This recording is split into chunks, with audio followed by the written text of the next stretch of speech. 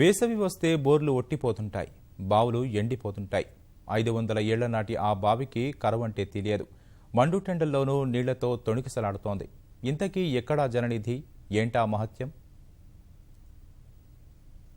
భక్తుల కొంగు బంగారంగా విరాజిల్లుతున్న జగిత్యాల జిల్లా కొండగట్టు ఆంజనేయ స్వామి ఆలయానికే కాదు, గుడి సమీపంలోని కొండల మధ్యలో ఉన్న సీతమ్మ బావికి పెద్ద చరిత్రే ఉంది.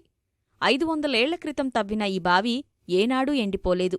ప్రధాన ఆలయానికి కిలోమీటరు దూరంలో ఉన్న ఈ సీతమ్మ బావి నీటితోనే అంజన్నకు అభిషేకం చేయడం ఆనవాయితీగా వస్తోంది.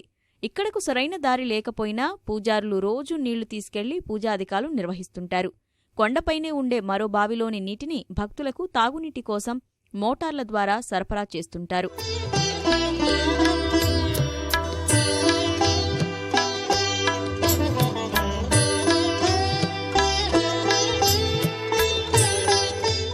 నీళ్ళు ఎక్కడి నుంచే స్వామివారికి తీసుకుపోయి అభిషేకం చేసి ఆరాధన చేసి తీర్థానికి వినియోగిస్తాం.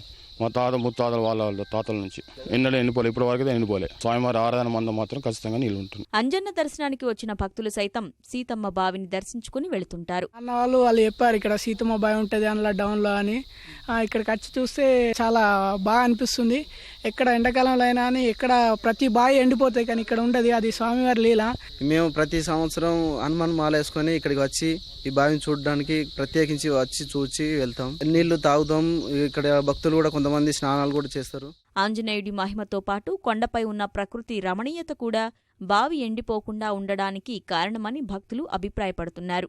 వేసవిలో అంతటా నీటి కటకట ఏర్పడుతుండగా కొండగట్ట ఆంజనేయ స్వామి ఆలయంలో గుట్టల మధ్యలో మాత్రం ఏనాడు కూడా ఈ బావి ఎండిపోని సందర్భాలున్నాయి. Gangadhar, ETV news, Kondagattu.